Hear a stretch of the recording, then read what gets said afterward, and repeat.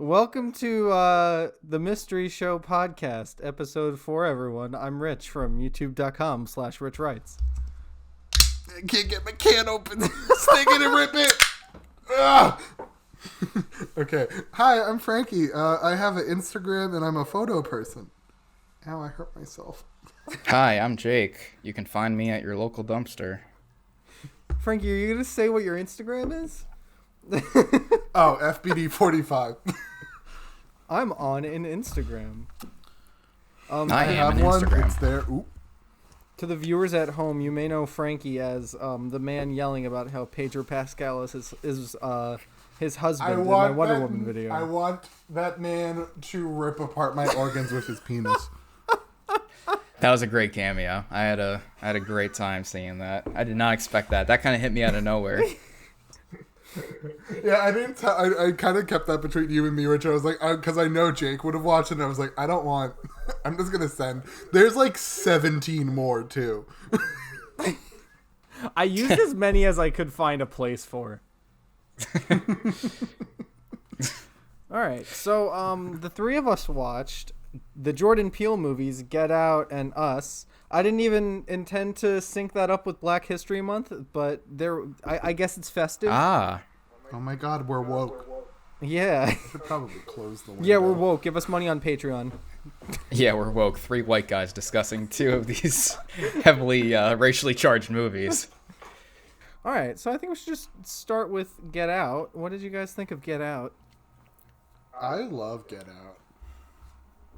Like, love that film. I also really liked it. I think Get Out is a great movie that I enjoyed on my first watch, and the second time I saw it, I was not as interested, and I don't think I'd probably ever watch it again. But Oh, That was I like do my like exact it. same thoughts. yeah, it's that's kind of my only thing about the movie. Is just I like it a lot, but it doesn't make me want to go back. It's kind of one of those movies. Yeah, I felt like I've watched it literally 4 times. I felt like the first time I watched it in theaters when it came out, like 3 years ago. And I remember thinking that it was a masterpiece, and I gave it a 10 out of 10 on IMDb. And when I watched it this time, I was like, it was good. Yeah. I think that my favorite thing about it is I think the actors are all fantastic. Like the main guy and the main was it? Oh my God, what are their names? Daniel Kaluuya something, and then I don't know. Chris and White Chick. Daniel Kaluuya. Chris and White Chick. They have really, really good chemistry in the beginning. Like they feel like a genuine couple at the beginning, and they're both very attractive people, so it definitely helps in that department that they feel like, you know, like they're really attracted to each other. They have good chemistry. I like the way, you know, they're funny together. And then she turns into a psycho bitch, but that's okay because at the beginning it's cool. Yeah, She didn't turn into one. She was always one.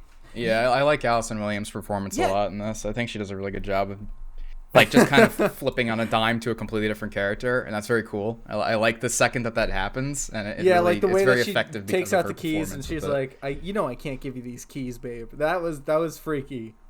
She was.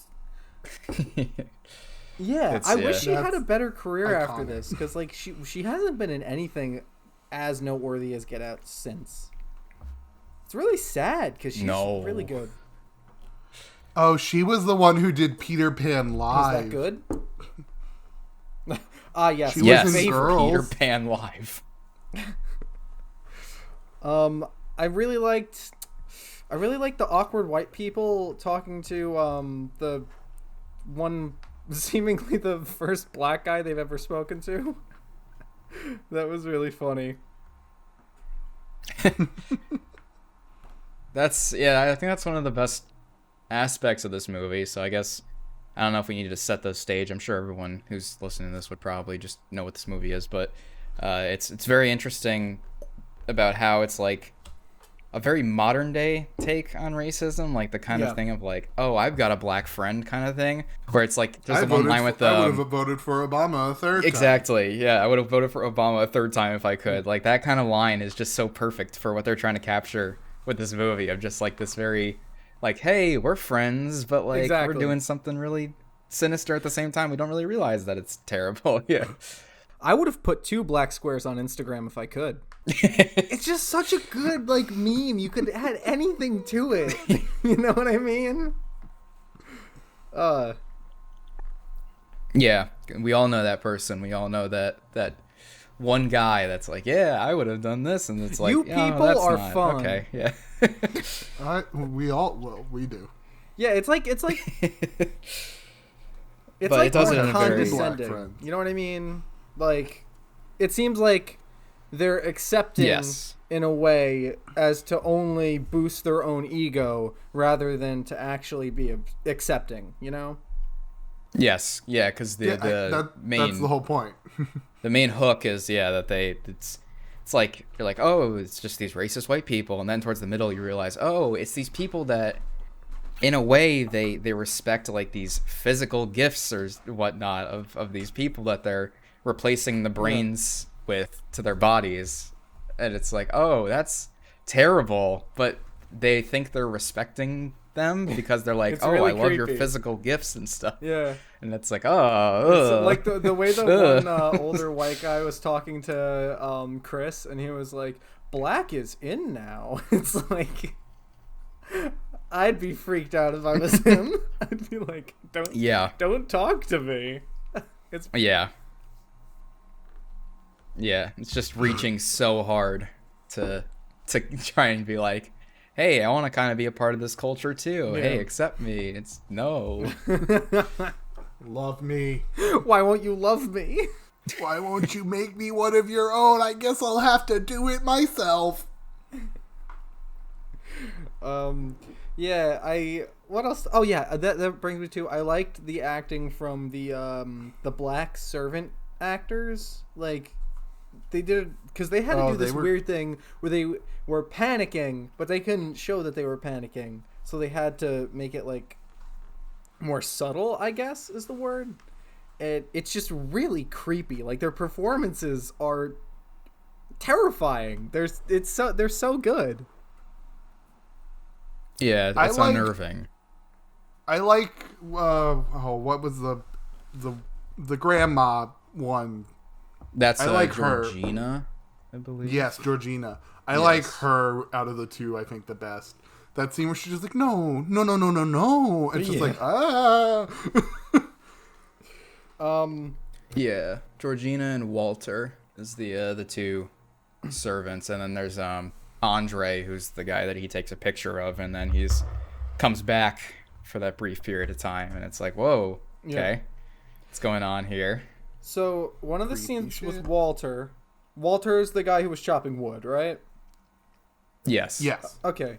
So one of the things that makes me say that this movie didn't really hold up as well to a rewatch is that character Walter. There's that scene where at night Chris walks outside and Walter's sprinting directly at him, and it's really creepy, and it's in all the trailers. And when you finish the movie and you think back on that, it really doesn't make any sense. Like, why was he doing Yeah. that? It's- yeah. It's it does, definitely because- a trailer shot. No, he's running because he's the grandfather who lost his chance to be in the Olympics again in, I can't remember, but it's the year Summer Olympics were in Germany when Hitler was in power. Yeah, but why was he running directly at Chris? That seems like it would freak Chris Because out. he's just running laps. Yeah, but why run directly at him? Because if they want to get his body, then wouldn't running directly at him and freaking him out, wouldn't that hurt their chances of getting his body? I guess, but like Yeah, it's I just mean, him running. it's- It's a scary movie. It's supposed to be creepy. Yeah, but it's supposed to Yeah, make sense. that's it's okay. It's not something I'm not. It's definitely a made for trailer shot, which I think actually one of my biggest. It's not even like a problem with the movie. It's kind of a problem with how this was marketed. Like after I watched it the first time, I actually went back and rewatched the trailer, this movie the trailer kind of just gives away most of the movie, which is kind of like off-putting for a horror thriller movie. It's like, if you just watch the trailer, it pretty much gives away beat for beat what happens in the movie outside of like the major reveal towards the middle to the end. But besides that, it pretty much gives away the first half of the movie and what's going on. Jake, don't you know that people enjoy movies more when there's no surprises? That's how I want to watch all of my movies. Is in 2 minutes and 30 seconds, I want the entire first hour of the movie explained to me. I want to know 90% of what I'm watching. Marvel movies. How dare you? How dare you come from my WandaVision? I am so hooked on that. That's another conversation, but fuck you. We can talk about that in the Ben Shapiro movie after we talk about Us. Just throw those two things together. Those two completely unrelated things. We'll tack on the MCU, Ben Shapiro, and that this is definitely a once-a-month podcast that we have been doing. Oh, yes. Fun fact, the last time we did a podcast was, I think I had 250 subscribers, so a vast majority of my audience doesn't even probably know I have a podcast. That's good. The Thing versus the Thing one has like almost 500 views. Wait, what? Yeah, it does? The Thing versus the Thing has like it's like 470 or something. Actually, I checked it. All right, anyway, that's good because I think that was probably our best episode. So that's good. I think Spider-Man is we our best. Barely interrupted each other. It was great. But we were the drunkest for Spider-Man. That's why we kept interrupting each other. Speaking of drunkest, what are you guys drinking? Oh, I have the Bad Seed cider that Jake got me for my birthday that I forgot were in the fridge. Nice. Nice. I have it's called On the Rocks. It's in a little bottle, and it's like a pre-made margarita cocktail, and they're delicious. And they're like $10 a bottle, and they have like 20% alcohol content, and they're amazing. So I'm drinking that. And Rich, what garbage are you drinking? I'm drinking rosé, and I have a Corona Refresca for when I finish my rosé. Nice. Oh, wow. You're not drinking fucking rum and milk. Hey, I was a child then. You're a sophisticated adult now. We've moved past those. Yeah. It's okay. I used to drink Sunny D and vodka mixed together. So I still do you think not do that is anymore? a great drink. On occasion. Okay, because Jake... It's a sugary screwdriver. Yeah, so in college, Jake and I would go to the local grocery store, and he'd pick up like 4 gallons of Sunny D, and then we'd go to the liquor store and get vodka, and that would be his drinks for the next month. Sunny D and a bottle I of just drank straight tequila. We have our lives together. Yes. I swear I am no longer an alcoholic. I promise. I swear I still am. Speaking of alcoholics, so I think that Get Out was really scary. Okay, for real, it had like effective scares in it that were actually built up to with a spooky atmosphere instead of just bullshit jump scares. I do it's like... It's really thought out as well. Yeah, I do like the lack of jump scares. I don't know if this movie doesn't scare me that much, which I guess is also like why I mean, we'll probably get into later. I have a preference for another movie that we might talk about probably because this is the title of the podcast. But why are you being like secretive about it? Because nobody knows what other movie we could be talking about. This is it's more of a thriller, and I know that's what the genre of the movie is. But I wasn't really scared at any point in this movie. I just liked the ride. I thought it was very intriguing. I was always looking forward to what was next. And that was fun to be like on the edge of my seat. I really didn't know what was going to happen after the first half of the movie. But on my first watch, but I do appreciate that there were some creepy visuals, and they kind of tried to keep the suspense up, and it worked, but I wasn't really creeped out, I guess. That's, personal preference, obviously. Yeah.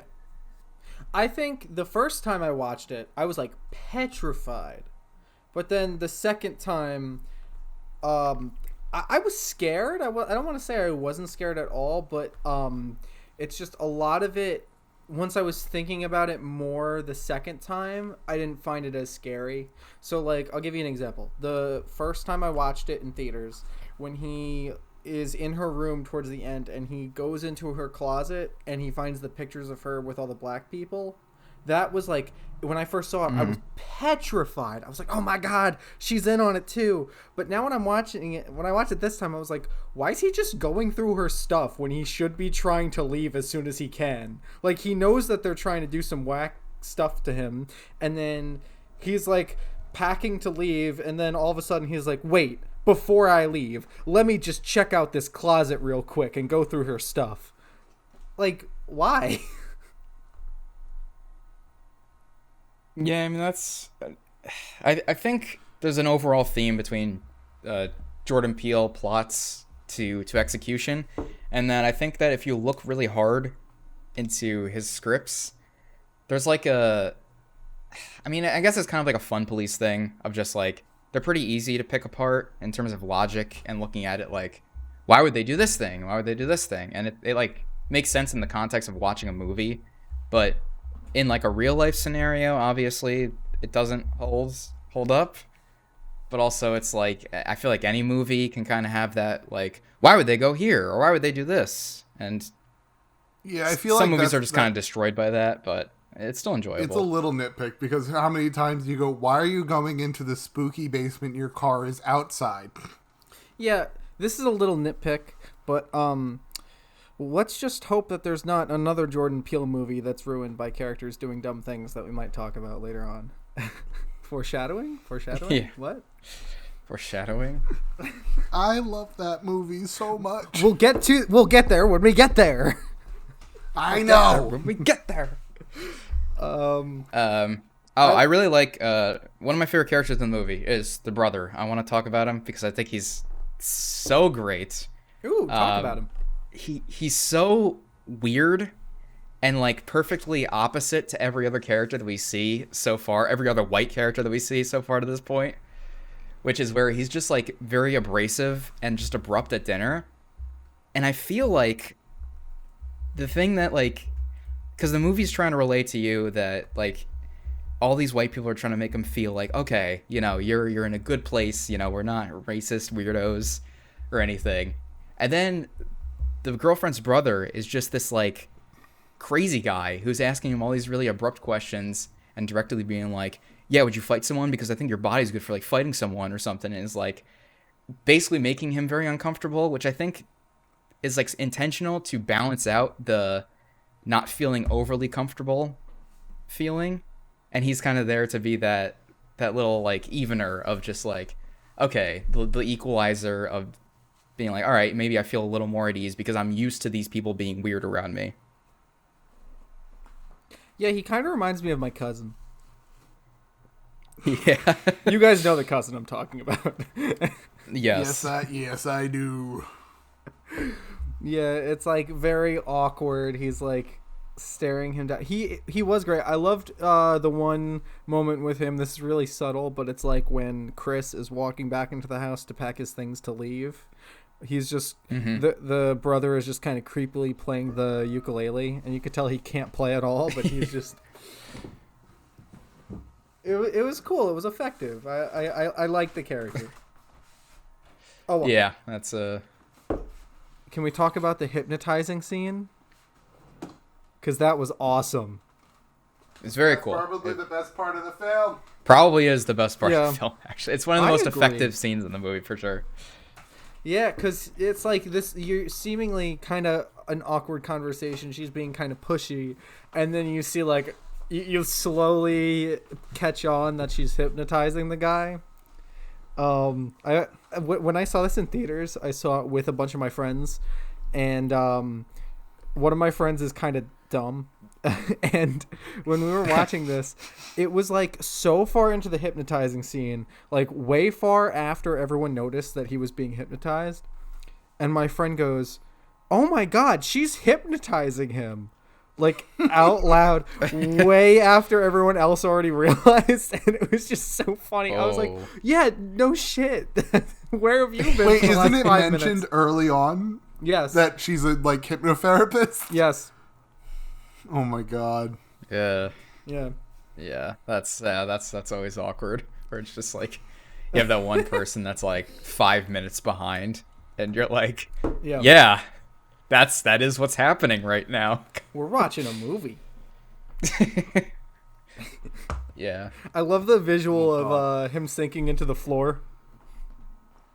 Oh, that scene in general is just acted well, pretty, plot narrative well. I think it's the best scene in the movie. It was amazing.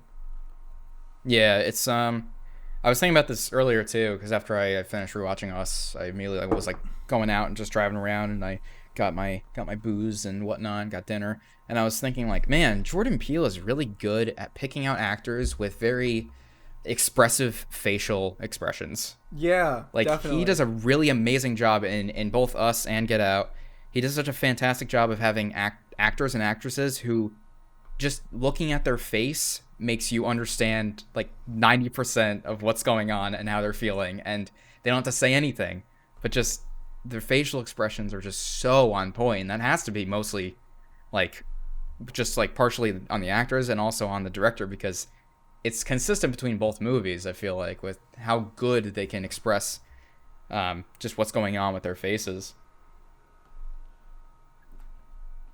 Yeah, to Get Out. God, I'm gonna be such a buzzkill at some point in this episode. It sure seems like it. No having fun. You can't have fun around me. Stop doing that.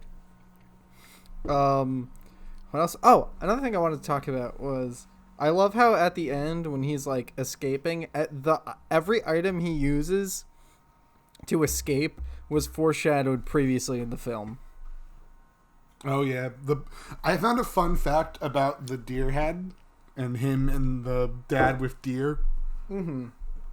So he goes on saying about how much he hates bucks. He keeps calling the deer bucks, and it turns out black buck was a term back in slave days for a slave that wasn't as cooperative. Oh wow, Oh. that's a neat little tidbit. Did not know Yeah, that. because I always wondered what the significance of the deer was. Because like Yeah. they put a lot of emphasis on it. I didn't realize that. That's cool. I think I'm fairly sure. I know I must have just forgotten what it was. I know there is a deep meaning to the deer, and I should have looked into it beforehand, but I know because it obviously shows up in the beginning with the car scene where they're driving along and there's fucking hit a deer that comes out of nowhere, like flies under their windshield, which is, it's jarring. It's a nice little like, oh, but yeah, and then it pops up at the end very intentionally, and I know there is something to it, and I just wish that I remembered what it was, because I remember hearing about it and now I just forgot. Thanks for the tidbit. Oh no. Yeah. Oh no, I was not prepared. Really contributing here. Yeah. Okay, so another thing that I loved when I first saw it, but I didn't think held up the second time, was the TSA agent friend. Because when I first saw the movie, I was like, this guy's so funny. I love him. He's great. And then when I saw it this time, I kind of realized if you could just entirely remove all of his scenes and it wouldn't change the movie. Like, he doesn't it need to changes be the there. ending. But why? You could just have the Chris whole- drive off. I mean, Well, the reason, I guess, for the ending kind of is that it's supposed to be like an intentional fake out, which is one thing I like about the ending, is that you think it's the cop that he met up earlier with the girlfriend. You think that's the guy that's going to pull up, and then it's going to be like this classical, like social commentary on, oh, it's going to have a news report of, oh, this black man, killed this whole white girl's family or whatever, and that's how the movie's gonna end. But then it doesn't. It kind of just goes in the other direction where it's like, okay, it's his friend, and it's not gonna do the obvious thing that we assumed it would do, which is what I like. I'm glad they didn't go with the easy answer of somebody who's just like, I want to make a social commentary movie, so I'm going to include this part about cops and black people at the end. And it's like, it doesn't do that. And that's what I like about it. So there's an alternate ending where that does happen.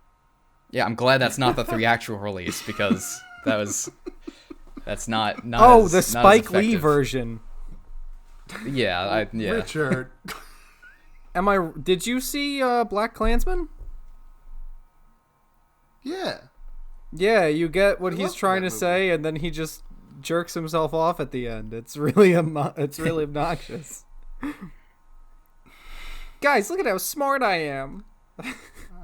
Yeah, you can do the easy, predictable ending, and I'm glad they didn't do it with this. Yeah, I'm glad that they went the that way.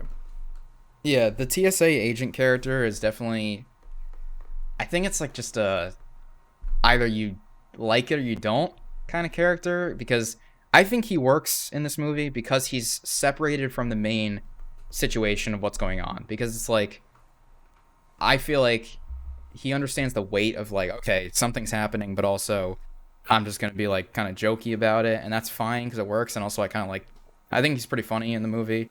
I think he's a pretty good at delivering all the lines he's given with the jokes, and it doesn't annoy me like it usually would, because this character would be annoying in another movie that just doesn't handle the comedic relief as well, I think. But I like that he's separate from the situation, and that kind of rationalizes his humor a little bit more. Yeah. It's not that I hate it. I actually loved him when I first saw the movie. But now, when I watched it the second time, I was, he's joking, and then he has like a 15-minute short comedy thing. And I don't think it's terrible because he's not necessarily attached to the horrible, scary stuff. He's separated, so it doesn't really deflate the tension of that stuff. But it's just, I look at it now, and I'm thinking, he really doesn't contribute anything really to Chris's story up until the end when he comes in, and then the final line just kind of deflates all the tension of the ending, where Chris is like, how'd you find me? And he's like, I'm TS motherfucking A. It's like, that just deflates all the tension of the scene. I'm not scared anymore. I'm not engaged. I'm just thinking, why'd you have to quip like a Marvel movie? Why do you keep using Marvel? I've been watching them and really enjoying What'd you say? I've been really enjoying the Marvel films. Stop roasting them! I'm roasting them because I hate them. Fuck off! Marvel is my go-to bad movie example. I'm sorry, Frankie. It's okay, Frankie. Rich doesn't like fun. But well, Yeah, no I fun on haven't my gotten into it. podcast. Watch WandaVision. No. Stick it and rip it. Yeah, I mean, it's, I guess it's okay for me, just because it's like, he doesn't, when he delivers the line, obviously it's supposed to be just like between two friends thing, and it's like moment of a little bit of, just lightheartedness after everything. But I guess because he doesn't know what actually happened, he just knows that something went on, that it's like, okay, he doesn't fully understand maybe what the horror is, and there's always the comedic character that's just going to be there to lighten the situation with everything. And I think it's okay because everything's already done by that point, and it's like, all right, well, the movie's over. I'm not scared or anything at this point. Okay. You guys have any other comments or things you want to say about Get Out? I think it's a great movie that has a lot of the little things in it, like the scene in the beginning with the cop where she really tries to get him not to show his ID, so that means he doesn't have a last known location. Her eating the cereal weird, separating whites and coloreds. I think there's a lot to it, and that's what makes it a really, really great. It's funny because I was gonna mention this too. Yeah, the cereal scene. I don't know if you know what Jordan Peele said about it, but it was like somebody kind of made that comment to him in an interview. He was like, "Oh, so that scene where the girlfriend's eating like the cereal and she's separating the whites and the coloreds with the cereal and the milk. Was that like an intentional thing?" He was like, "Oh no, I was just thinking of like the weirdest way that somebody could eat cereal. Like this would be the strangest way." He's like, "I like that too, though." I was like, "That's great." Like he didn't even mean to do it, and he's just like, "Yeah, that's a good idea." I thought that was fantastic. I love that. Now, see, if that was Spike Lee, he would have been like, "Yeah, I did that on purpose." Oscar, please. All of it was me. The picking cotton one, I think, is on purpose, though, right? Oh, that definitely, 100%, yeah. Yeah, that one is, yeah. I also thought the cereal scene was intentional, and then I was looking into it, and I was just watching interviews, and he was just like, "No, I just thought it'd be really, really like the strangest way for somebody to eat cereal," and I was like, "Well, it is, but like that's that you can also do it like the interpretation side." Yeah. Yep. I also will give this script the fact that it started out as a comedy sketch for Key and Peele that just went way too far. Mm-hmm. Wait, really? Yeah. Did you not know that? I didn't know that. That's awesome. Rich, boil it down. It's white people that want to become black people.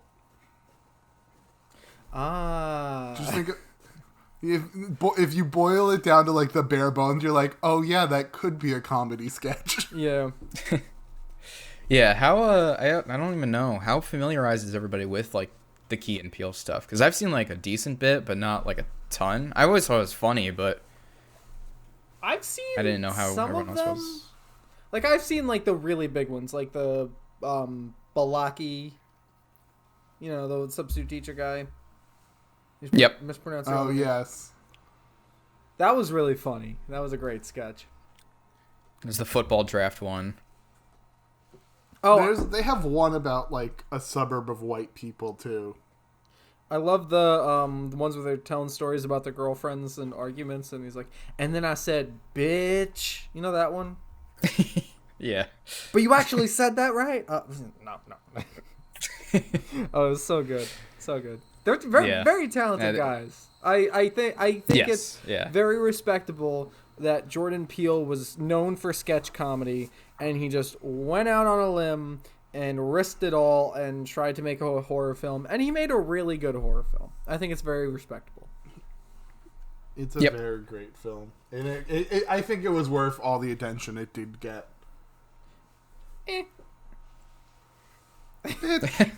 No fun allowed. It's a very clean fun, movie, bitch, front to back. What would you guys give it out of 10?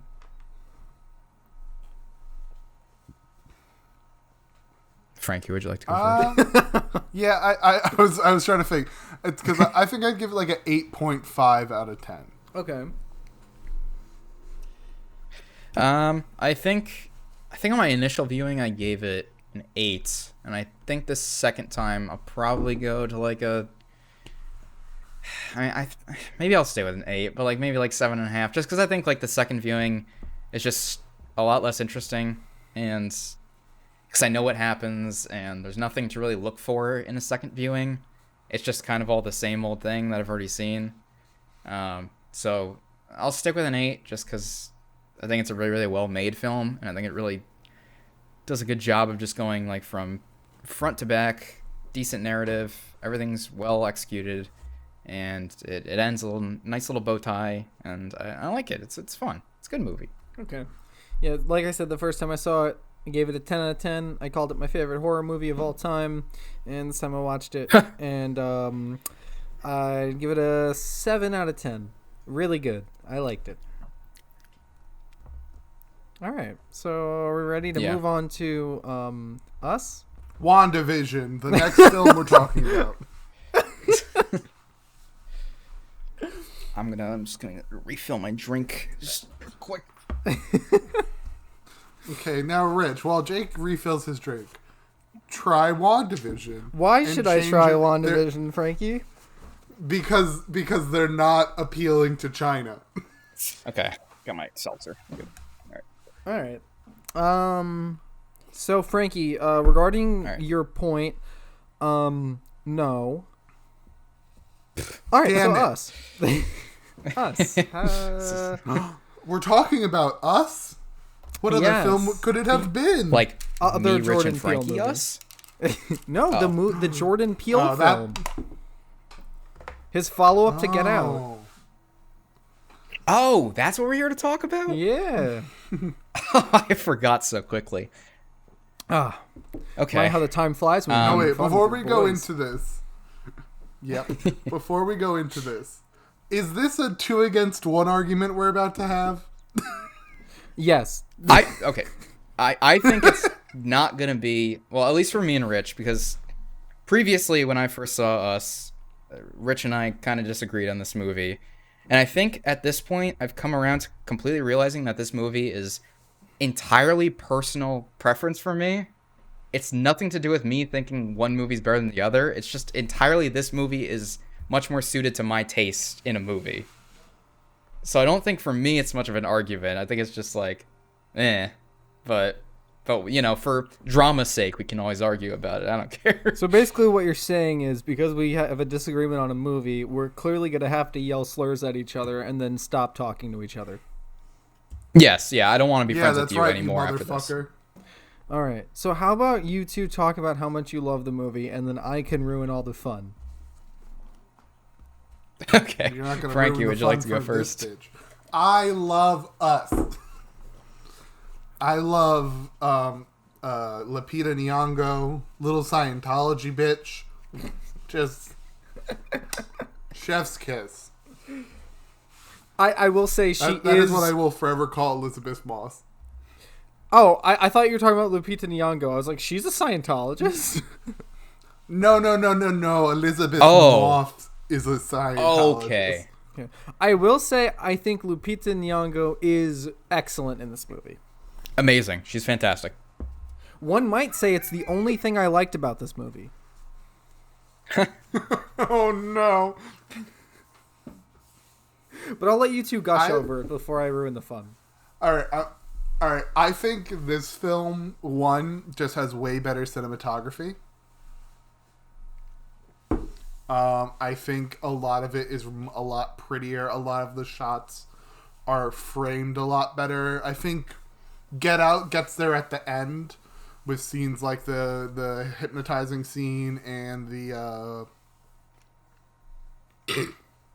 the one with him in the chair and the TV, which also I found out is supposed to be reminiscent of The Shining, because that's one of like Jordan Peele's favorite movies.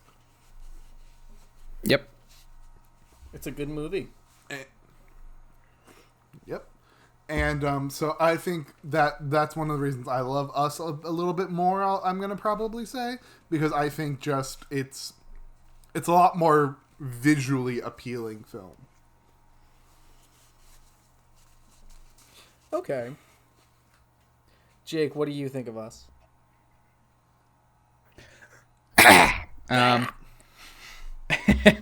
I really liked this movie the first time I saw it.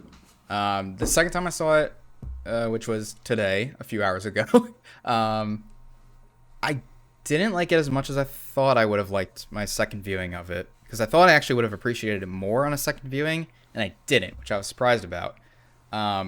But I do really like this movie. The trailer caught me for this movie when I saw it come out, because I saw Get Out, and I was like, oh, Jordan Peele, fantastic. I can't wait to see the next movie. This trailer is pretty interesting. Like, a lot of the visuals are very striking to me. Like, for a horror guy, I really like a lot of the visuals and stuff. And I saw it, and I was very pleasantly surprised that, unlike Get Out, the trailer does not spoil the entire movie, which was nice, because it does take another kind of twist halfway through the movie and or a little bit later, which is good. I appreciate what it tried to do. But there's two ways to look at this movie. If you look at this movie more like literally, it falls apart very quickly. But if you look at it as an overall like symbolic representation of an idea that he's trying to get across, I can excuse a lot of the things, which I did in my first viewing. And then in my second viewing, stuff annoyed me more than I thought it would, just from a purely film standpoint.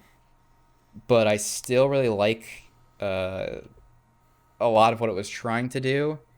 And I think it's a more interesting movie than Get Out. Okay. So is now when we all right, try to ruin our fun, asshole. All right, here we go. That's my favorite thing to do. So, Jordan Peele, I feel like after Get Out came out, you know, he won an Oscar for it. He got pretty much universal praise for it. I feel like he kind of took all the things that he was praised for Get Out, such as the subtle foreshadowing, the political commentary, the you know, it being scary, the blend of horror and comedy. He took all those things and essentially made a fan fiction of a Jordan Peele film combined with an M. Night Shyamalan movie.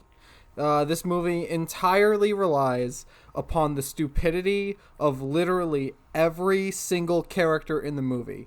None of them, at any point in time, make a single smart decision.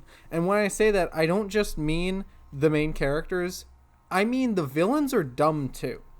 The main characters and the villains are constantly making the terrible, dumb decisions that no real person would make. And What? I'll give you an example. So their goal, the villain's goal, is to kill their doppelgängers, like their real life version of themselves. And when the other family, when their underground versions of themselves come out to kill them, they just kill them immediately, right? As you would. But then our main characters, whenever their underground version of themselves try to kill the main characters, they make constant stupid decisions that just get in the way of their goal. So, like at the beginning, they get into the house. They have all the main characters on the couch. They have the upper hand completely. They could so easily kill all of them. Very easily. They have the complete upper hand, and yet they're like, all right, everyone go in separate directions and we can have boss fights. Like, it's so stupid. I can't get scared when all I can think about is, why is everyone so dumb? Why is everyone's IQ below 90? You know? Do you guys agree with me? No, it's just like not at all. Like nitpicking criticism. I don't think it's nitpicking. Because if your goal Yeah, it is. Because they explain why.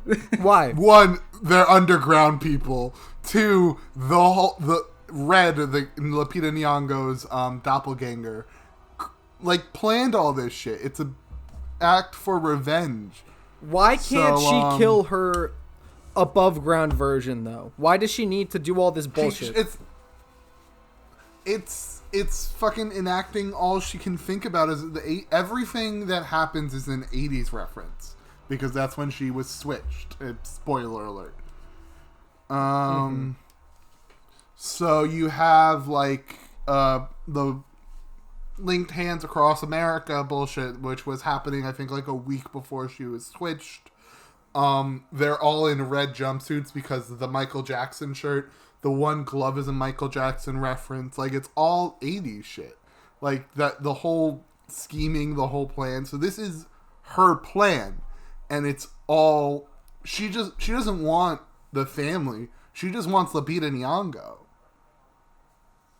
And she wants to make her suffer for forcing her into that life.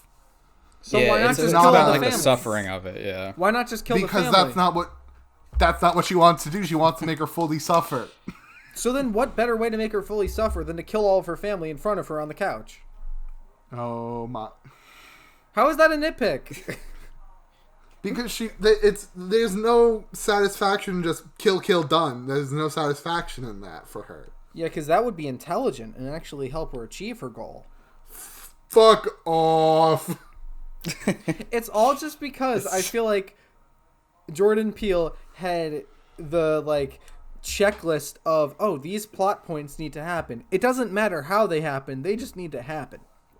All right, so so let's say the villains are dumb because those reasons. All right, let's give you that. Why are all the above ground people dumb too? Like, because people... What? Richard, you come at you in a red jumpsuit. What is your first reaction? To be scared. But, hear me out. So, let's take the keys, for example. When they're at their friend's house after their friends have already died. Lupita Nyong'o is like, oh wait, we gotta get the keys, and her whole family is like, yeah, we know that there are psycho killers after us, but let's all wait outside here while you go inside alone and get the keys. I'm sure nothing bad will happen if we wait out here and just let you go inside by yourself, but we'll stay out here. And then one of the girls tries to kill her, because Lupita Nyong'o knows people are trying to kill her, and yet she goes alone anyway. Of course someone's going to try to kill you idiot. It's just like, I guess, if we want to go scene by scene and discuss why every character makes a wrong decision, then I guess if we want to do that as discussion of the overall movie, we could. I just don't see the movie the same way, I guess. By frame. Yeah, I don't think you're gonna start acting like rational. Like, if, say, this were to happen right now, I am sitting in some fucking tie-dye shorts and a tie-dye shirt, and a fucking version of me with bloodshot eyes just comes barging into the room. I don't know what the fuck I'm gonna do. I'm not gonna be acting rationally. I'm gonna throw this fucking... Oh no, the tap fell off. I'm just gonna throw the can in his head. That's gonna do something. I'm gonna start just throwing shit. I don't know what I would do. I'll give you another example. Later on, when they're driving the car, and they see a car is on... They're by the beach, and they see a car is on fire, and then the Sun Underground version is by the fire and walking out in front of their car. All they need to do is just floor it and run the kid over, and then their problem is solved. But instead, they stop the car and all get out to go walk over to him. They know he's trying to kill them. Why wouldn't you just run him over? It's so easy. Lupita Nyong'o's driving, correct? Or the yeah. girl? Well, there's a theory behind that. That, the kid that walks backwards is the above ground son. That they switched the kids. And there's a lot of shit to prove this theory. Like when Lupita Nyong'o can't snap on rhythm, neither can he. He doesn't remember shit from being a kid.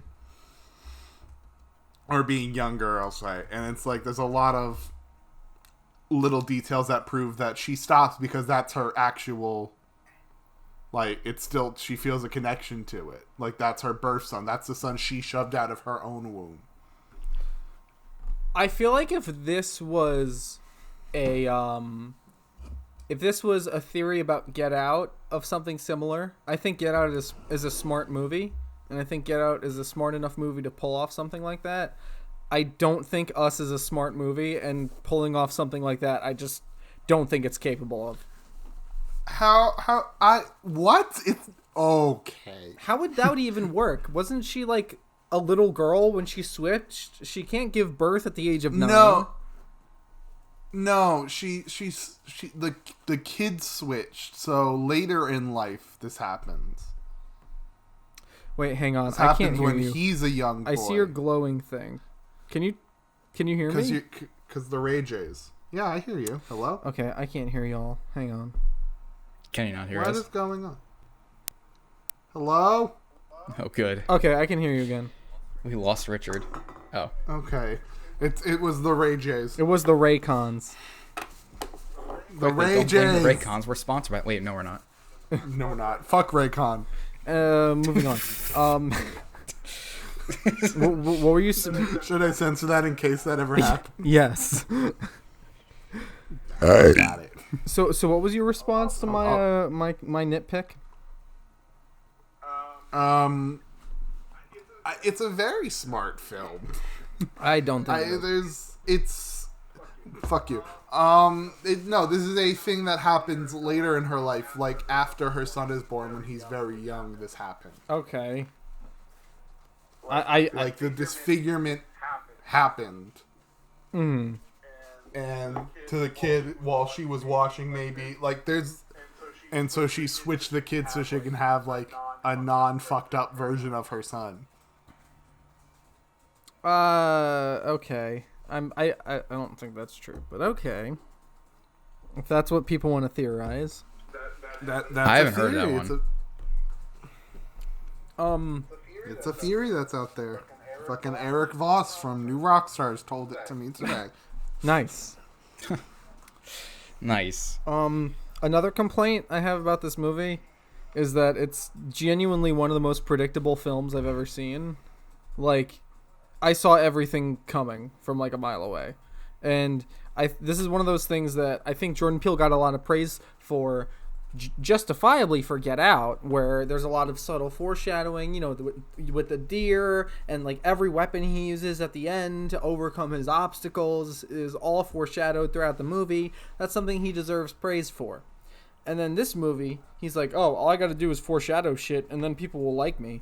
And so every single object that's reincorporated later is so blaringly obvious. Like the ambulance. Okay, the ambulance is on the ground. Let's have the camera pan right towards the ambulance. We gotta have the audience see this ambulance because it's gonna come up again later. Or like the flare gun when they're on the beach. The guy's like, oh, I knew you'd forget your flare gun. Audience, it's very important that you know about the flare gun. Like, all of it was so blatantly obvious that it was going to be brought up later. I like subs and payoffs. I like a little bit of... And it wasn't even like direct payoff with the flare gun. It was just like a kind of a fake out payoff. Or it was like, oh, it failed anyways. I guess he has to rely on just beating the shit out of him with a bat. Which is, it's... But, I mean, I just like... I guess... This movie for me is not like a... I mean, I said it before, but it, like literally looking at it, it's very... Yeah, I could do a CinemaSins 200 things wrong with us and ding everything when I see a plot that point that I'm like, oh, that wouldn't make any sense. But I like CinemaSins. Yeah, I agree. Fuck I like overall. Yeah, I like overall.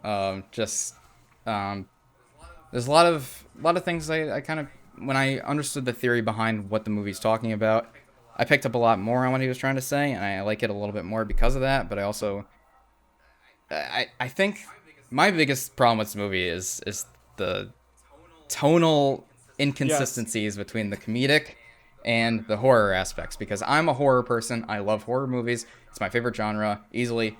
And I was hoping this would be more geared towards horror, because that's what I didn't like about Get Out, and it is more geared towards horror than Get Out, but it still wasn't there because I don't understand why there were moments that I felt like Jordan Peele couldn't resist throwing a joke in, and I didn't know why he wanted to do it so badly with this movie. It's so obnoxious. I get it with Get Out, because Get Out, the comedic relief is separated from the situation. He's not experiencing horrible things that are going on in front of his eyes, and that's fine. Like, so he's gonna make jokes about it, and that's okay. But this is like, it just, some of the things that happen in this movie, and the kids are just like making jokes about traumatic events that are happening to them. I'm like, okay, I can excuse logical whatever because I understand what the movie's trying to do. Because if you try and break apart the whole underground and the whole tethered thing, it's like, yeah, it makes no sense. Fucking obviously, yeah. It's like you want to break apart every movie in the world, like, logically and just break it down. Okay, have fun. Congratulations. But it is saying something bigger than what it represents, like, on the surface, and that's what I like about it. But the comedic effects were not there for me on this one. It just didn't work. Yeah, like when the dad is obnoxious. He's such a obnoxious character. Even the people that like this movie. He was in Black Panther as well. He was? Who was he in Black Panther? I don't know, but all I remember is he got really buff for Black Panther, and then had to get really fat for this movie. That sucks. Probably got a lot of money though. He's fine. He's good. Yeah, I like he is wearing like a Howard University sweatshirt, which is it's just fun because it's like one of those like black Ivy League schools, like back when like segregation was a thing, and it's fun because it's like it's on one hand it's like quote unquote progressive to have like, oh, here's this African American Ivy League school, but on the other hand it's still like tied to segregation. So it's still kind of poking at that, like, yeah, it's not equal though. Like it's you're giving a university, but you're still taking away that ability to actually be equal. Which I like that it's just something that's just thrown in. It's not slapping you in the face, but it's just thrown in. Also, one quick thing I want to point out, because you mentioned The Shining as one of Jordan Peele's favorite horror movies, he also mentioned Jaws as one of his favorite horror movies, and that's why the little kid is wearing the Jaws t-shirt. Because I saw that and I was like, that has to mean something. Because I interpret it as like horror beneath the surface that you can't see. So like the underground versus the overworld with the tunnels and the regular people. But I guess he said it as something like movie. It's something beautiful where like evil can be, like the ocean being a beautiful place, but there's this horrible thing underneath it. So I guess it's kind of similar to what I thought it was, but okay. That was a nice little toss in. That's nice. That's nice. That fuck you. Richard says condescendingly when he nitpicks another point. I don't think I'm nitpicking. It's just a different way of looking at the movie. That's all it is, I think. It's just when none of the people are acting like people, it distracts me. It's distracting. Another thing about the comedy and horror thing. When they're like the family's getting brutally murdered and it's trying to be this scary moment, and then they're playing like Good Vibrations by the Beach Boys and Fuck the Police. It's just like, what are you trying to go for here? Are you trying to scare me? Or are you trying to be funny? Ophelia Call the Police, play Fuck the Police is hysterical. Yeah, but it wasn't even funny, I don't think, because I wanted to be in that moment. I wanted to be scared. I wanted to feel the emotions that it's trying to make me do. And then it plays this song that completely contradicts that feeling, and it completely ruins the tension. Because that scene was done. That tension was over. It's building up. It's resetting the tension for the next scene, because that's the end of the scene. Is the little Miss Scientology stabs other Miss Little Scientology, and then the scene's done. Like, that was the end. It's resetting your tension level to rebuild. But like, that's a lot of what this movie is building tension and then bringing you back down and rebuilding that tension. I don't feel any tension because I just can't help but think about how dumb everything I'm seeing is. I like the Good Vibration stuff because I like how that family gets killed. I think it's very fun because the movie's obviously talking about how like there's like the materialistic family of them with Tim Heidecker, which I love Tim Heidecker just on a personal note. I think he's a brilliant comedian. He's so fucking funny. All the Tim and Eric stuff is just so amazing. But he's the rich guy that has the boat. And the other families, or at least the dad of the other families, trying to be like him and be like, hey, I got a boat too and stuff. And it's obvious that their stuff isn't as high end as the rich family stuff. But there's like this whole 15-minute scene where they're avoiding their doppelgängers, and then it just cuts to like this family, and it's just this static shot of like just the twin sister getting stabbed in the fucking neck, and then they all just get executed in like less than a minute, and it's so funny to me. It's just like a perfect example of just like, yeah, these people have everything, and then they just die in a minute, and it's so amazing. I love that so much. Yeah, and even like there's that scene where the doppelganger, you can see she has a lot of the same tendencies as Little Miss Scientology, where she like cuts her face to match the plastic surgery she got.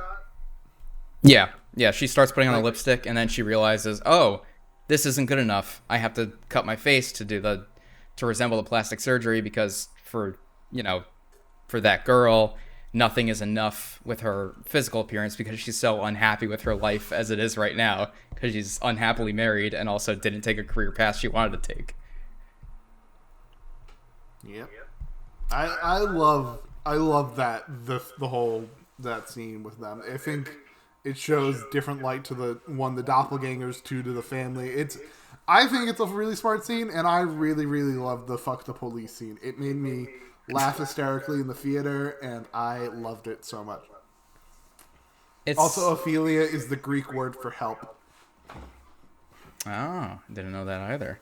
Yeah, it's definitely... wow, Jordan Peele has Google Translate. Crazy. It's definitely fuck off! divisive, for sure. Because I think the fun for the fuck the police scene, for me, comes from the fact that it's like they're playing this song while this white family is getting murdered, and I think that's just funny to me. And that's like the tonal thing, is that I think the comedy is a little over the top, and I wish it was more in one side than the other side, but I know what he was going for, but also at the same time, like, can you just stick to one thing a little more, maybe? I don't know. It didn't work for me as much, but...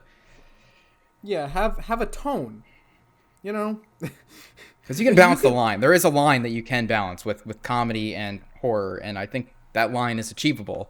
Yeah. I think Get Out does it better. Get Out did a fairly decent job at it. I think a better example of it is The Lighthouse. Balanced comedy and horror very, very well. But I haven't seen it. With us, it just was so annoying because all the jokes just made me cringe, and all the attempts to scare me just made me laugh. Like, with the upside down people, their body language is so desperate to be like, ooh, look at how scary we are. We're doing backflips. I'm moving my arm in a weird way. Isn't that scary? It's like, it just comes off as desperate. I like how natural they are. I like the performance of because that's the whole point of them, is that they're these they're these underground people that don't live a normal life. They don't speak, they don't learn proper body language. That's the whole point of it, is that they're not full people. Yeah. I do like how that's consistent. It's not, they're not trying to pretend like these people just magically gain the ability to behave like normal human beings out of nowhere, which is kind of good. And I like the overall look of how the actors portray these characters, which is being like these very jerky, awkward body movements, and they just don't know what to do because they've never done anything for themselves their entire lives until they kind of kill their tethered version of themselves with scissors, symbol to symbolize stabbing. I don't know what the scissors symbolize, Jake. I'm sorry. I knew everything else except the scissors. Oh, it looked good on the poster.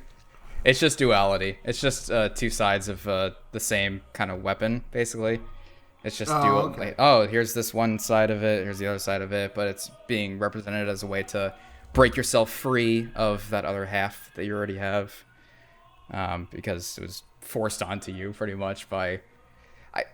I wish they didn't.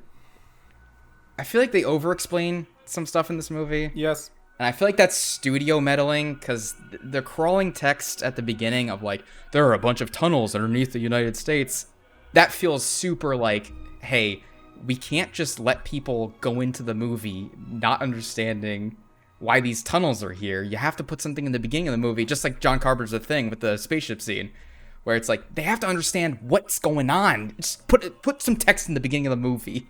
That feels very Hollywood to me, which I don't blame Jordan Peele for. I don't think he wanted to over-explain that.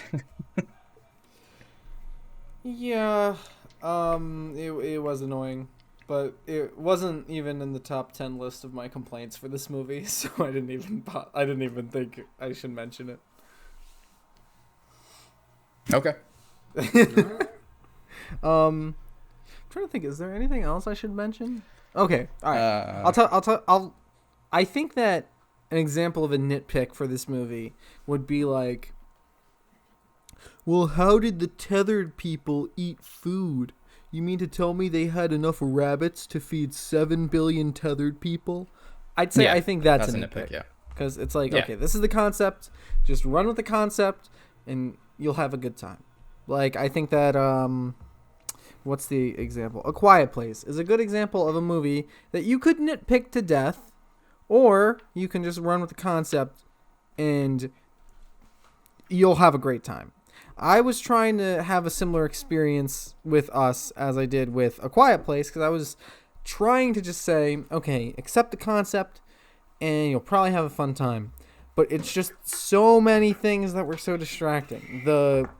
How I predicted everything that was going to happen, how I was never scared, how none of the actual jokes made me laugh, they just made me cringe, how no one was acting like a real human being. I actually don't even like the cinematography in this movie. It feels so... I like it. I think it's good. Clean. I'll say I think that there was one good shot, which was them walking on the beach, and there's the camera like way high above them, and you see their shadows as they're walking. I think that's a good shot.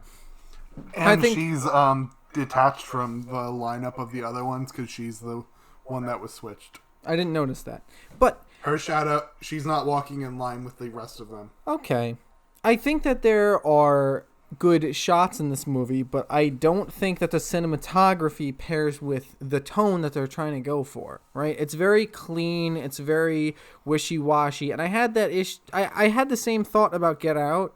Like, it doesn't look like a horror movie. It looks like maybe it's filmed like a comedy, you know? It doesn't seem... Well... What?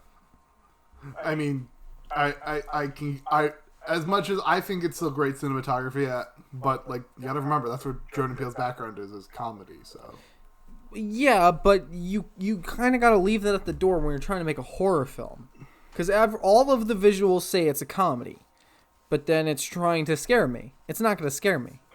Like horror films, the cinematography should be grimy and gross and disgusting, but this felt like a comedy, you know? Yeah, I don't think so. I think it had comedic moments. I think it had some good comedic timing in it at points. But I remember I saw it in IMAX on like opening night, and I remember being like real fucking scared. Yeah, okay. I remember seeing this in theaters. I forgot this came out in 2019. I was like, wow, that's not too long. Wow. And I think probably the immediate reaction for me as to why I liked it more than Get Out was because for at least like 2 days probably, I was trying to find like every little metaphor and allusion that he uses in this movie. And that's what I like in a movie is I like just like the rabbit. Like the rabbit is the most basic, I think, allusion of this movie, which is very interesting because I don't know if this is like a scientific thing or if it's just like a Jordan Peele thing. But everyone was like, hey, why'd you use rabbits like as the animal? And he was like, if you ever look into a rabbit's eyes, it's like a sociopath. Like if you put a rabbit's brain inside of a human being, it would just be a sociopath. And I was like, is that scientifically true? Or is that just like he thinks rabbits are just sociopaths by looking into their eyes? You might just not like rabbits. But they're also just like an allusion to just being like test subjects, and the tethered being these like forgotten just pieces of science that nobody wants to pay attention to because they were a failure. And he also thinks they're soulless monsters, I guess. I guess Jordan Peele just really does not like rabbits. Which I don't know. Yeah, there's a lot of 11/11 imagery. There's 11/11, yeah, that's a big one, yeah. Yeah, rabbit imagery, and those were what I remember catching when I watched it in theaters, and then I remember watching all the breakdown videos and then rewatching it and falling deeper in love with the movie. So the homeless guy with the cardboard 11/11 sign that she saw in 1986, she just so happened to witness the death of that one homeless man again when she went back in the year 2019. What? No. Yeah, they saw him on the paramedic when they're driving to the beach. see the ambulance, and they're loading the exact same homeless man with the exact same 1111 sign, taking him. Was that in the 1986 scene? Yeah, in the 1986 Yes, it was. scene when Yeah, she's walking It's- out. She walks past him on the boardwalk, and then when she comes back in 2019, I guess by some coincidence, she stumbles upon him again. I like it. It's very biblical because biblical things always happen almost in twos, where it's just like this thing is like a warning, and then it pays off at a certain point. That's a lot of biblical stuff where it's like, this is, I'm God and I'm warning you of this thing, and then at a certain point it will happen. And that's what this is kind of hearkening back to, is this is something she saw as a child, and then later on this thing actually starts happening, because I have the verse up if anybody doesn't know, for Jeremiah 11:11. It's just, therefore thus saith the Lord, behold, I will bring evil upon them, which they shall not be able to escape, and though they shall cry unto me, I will not hearken unto them. Basically, shit's gonna come really badly from the ground, and I can't do anything, so sorry. Thanks, God. I thought you were all powerful, but okay. But he is, but that's another talk. let's not get into religion. All right, so this is now the religious podcast. So All do you hail now the flying believe in spaghetti God? monster. All hail the flying spaghetti monster. All right, so anyways, God. You said that as if you were asking like God's on the podcast. Like, God, what did you think of us? God, just imagine God on the Joe Rogan Experience. That's this podcast. It's entirely possible.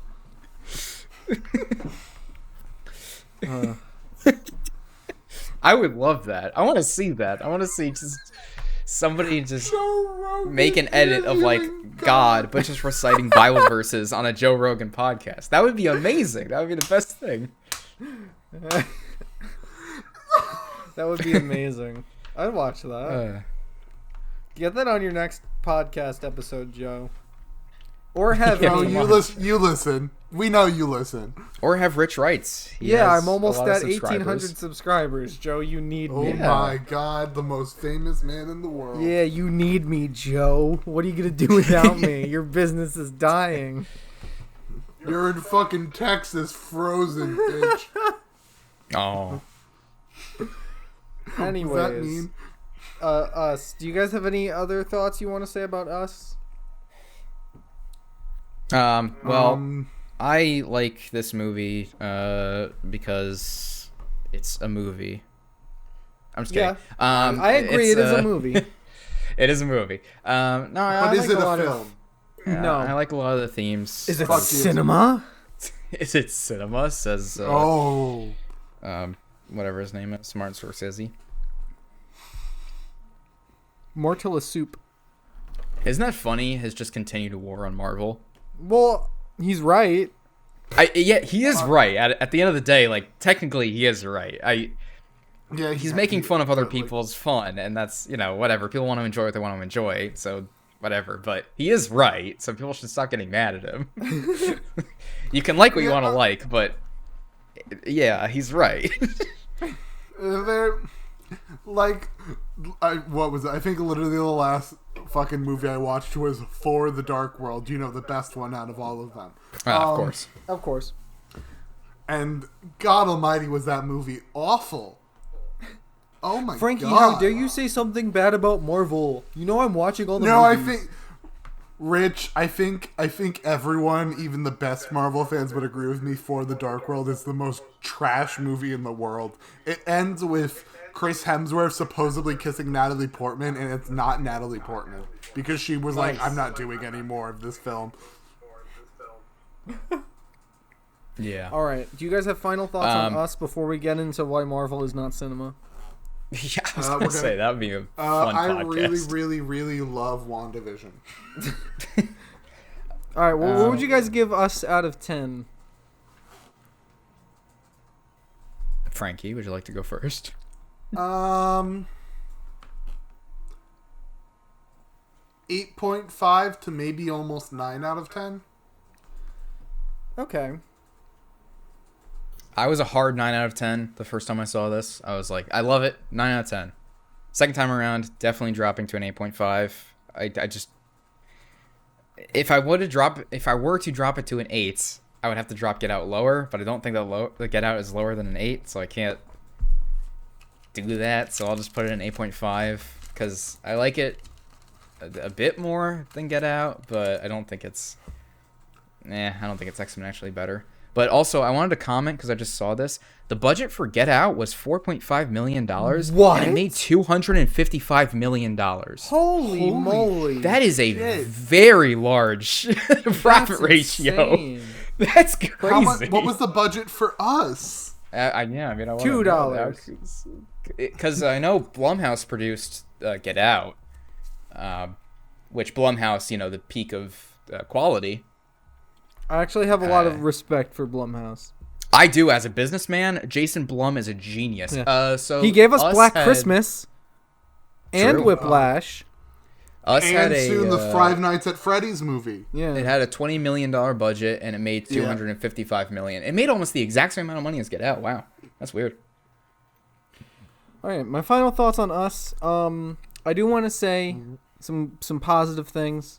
I do think Jordan Peele put effort into the movie. I don't think he got lazy. I just think, I do think he tried to do a lot. I just don't think he put as much effort into it as he did with Get Out. I do like some of the. I do like Lupita Nyong'o's performance. I think she's great. There was that one moment, I don't know if you guys picked up on this, but there was one subtle moment of foreshadowing that I actually didn't notice the first time I saw it, and I noticed this time. Whenever she's out of breath, she breathes like the underground people. Yep. Well, because she is one. Yeah. Yeah, because I like noticed every that time this she time. kills somebody too, she gets that like animalistic, quick instinct, and it's just like it kind of takes over. Like boom, yeah. That's So I respect that. I think that's cool. When I first saw it, I gave it a 3 out of 10, and I kind of wanted to drop it to a 2 out of 10, but I ended up deciding to leave it at a 3 out of 10. So 3 out of 10. Wow, That's, fuck you. wow, Frankie, come on, we want to get personal here. Rich knows I will attack him at opinion. any possible Okay. moment. I've just come to accept it at this point. It's okay. He's literally saved on Snapchat as just fuck you. Aw. Aw, you It's been like That's that sweet. since we met.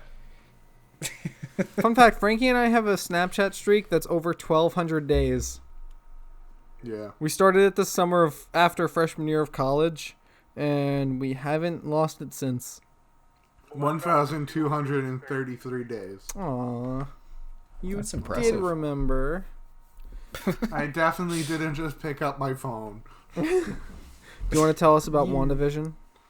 WandaVision is great because they're saying fuck you to China, and they're doing things that they don't normally do, and it's taking a lot of great turns, and it's really great television. How are they saying fuck you to China? They're not. They like. I can't say things because it'll spoil it. I don't give a But fuck. some of the. Okay, Jake, are you gonna watch it? Probably not. Okay, so they're doing like actual witchcraft shit, which is a big no in China.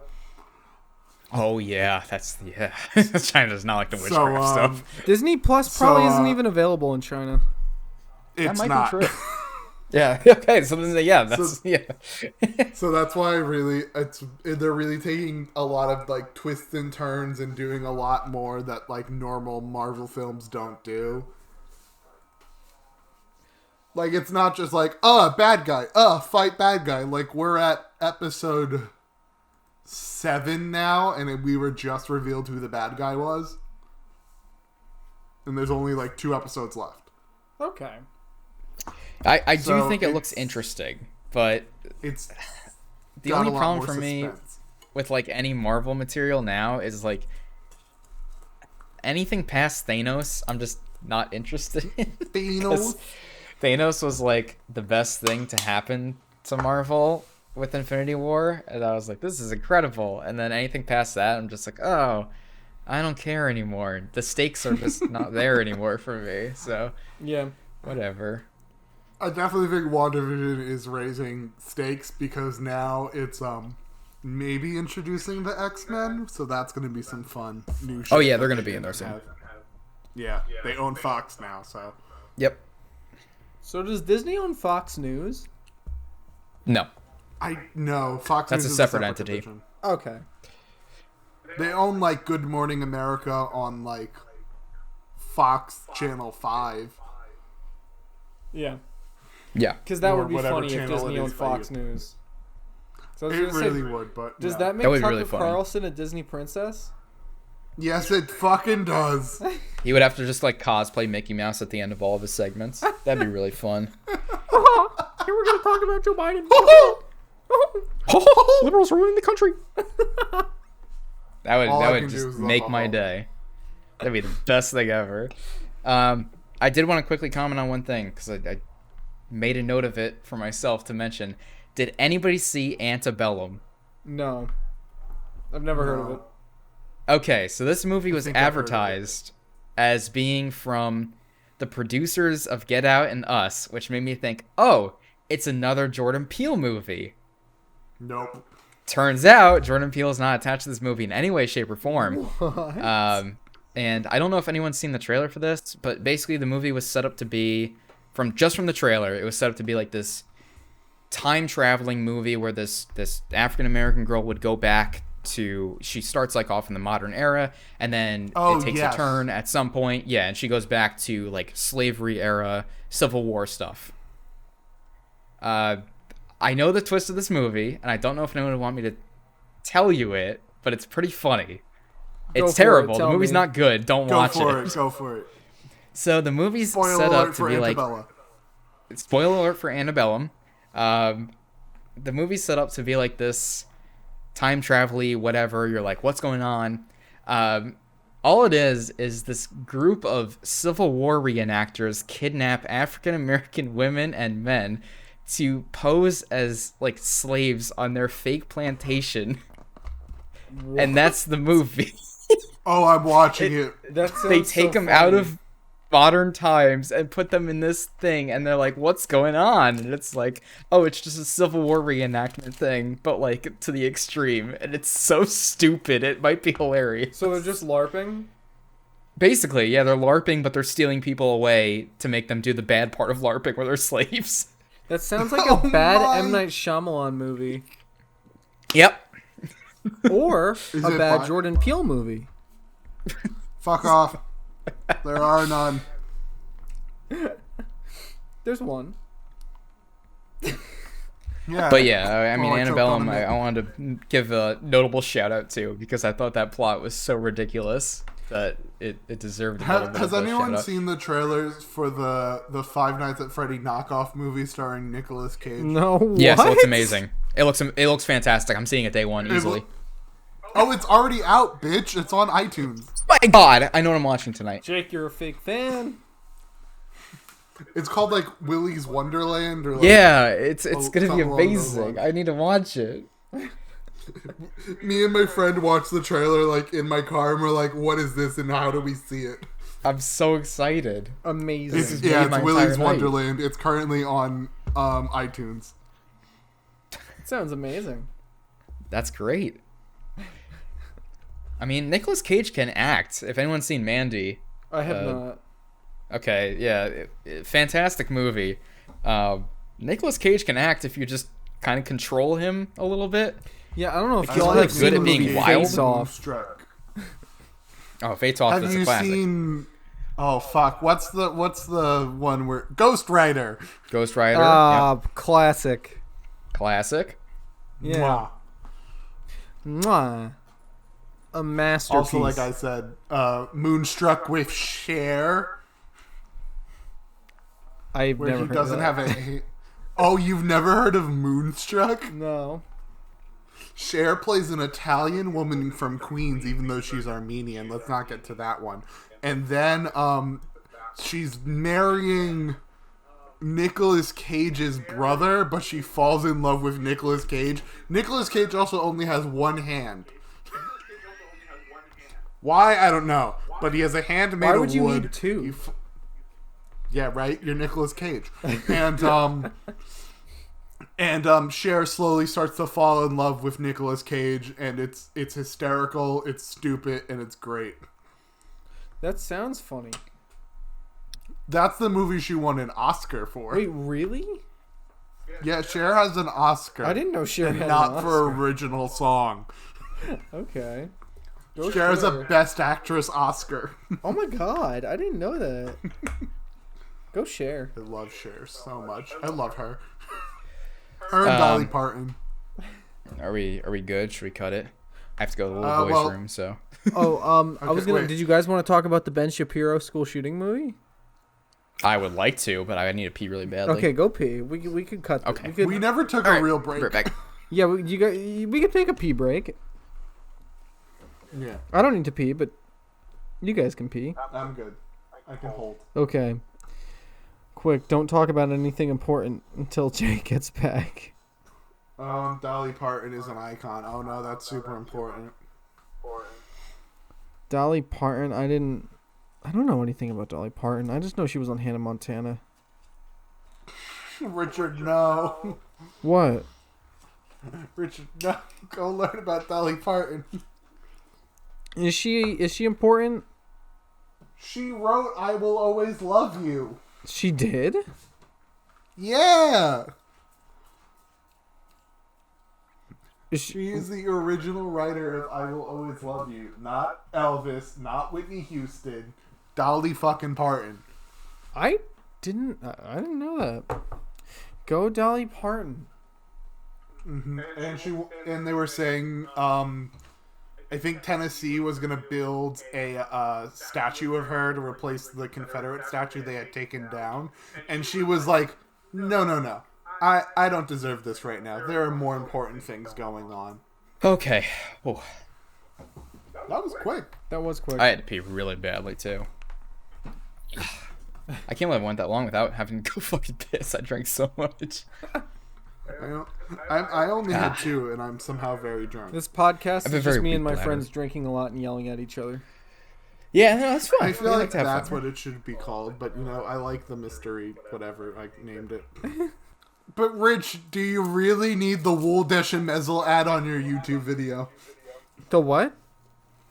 The Wool Deschamezzel? The what? Am I the only Is one? that German? What is he saying? No, it's this shoe that's like for running in the rain, and the guy has a thick accent, and every time he says the shoe, he goes, "The Wool Deschamezzel," and I'm like, what the fuck am I watching? That is definitely German. What are you talking about? Hold up. You can probably find it. I also for a while got the RuPaul masterclass where he would just go, "You want money? You like money? Wear a suit." Rich and I are like, sitting "Thanks, here in RuPaul." pure confusion. I have we like what German shoe are you talking about? I'm trying to pull it up. Yeah, no, and Rich and I are at our wits' end of confusion right now. I don't think I've ever bet if been I as hit- perplexed as I've ever been in my entire life. Oh god, right Frankie's I so will drunk try to- he forgot how to speak English. now. Oh no, Wool Deschamezzel. he's suddenly learned German as he's drunk. That's crazy. Oh my god. I want to learn German. I wish my school taught more languages than just Spanish. Well, that's the only other language than English, right? Spanish. Yeah, I mean, I guess that's Yeah. fair. All I right. found it. Frankie's playing Oh my God. Pornhub in the background. Here, Yeah,